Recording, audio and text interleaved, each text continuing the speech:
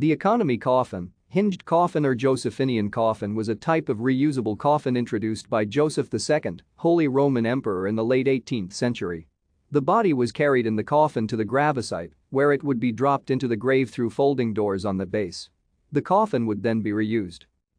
Joseph II was a reforming ruler who advocated Enlightenment principles. He was a keen proponent of natural law and adhered less strictly to Christian dogma than his predecessors. Many of his reforms were utilitarian in nature and also served to extend the reach of the state.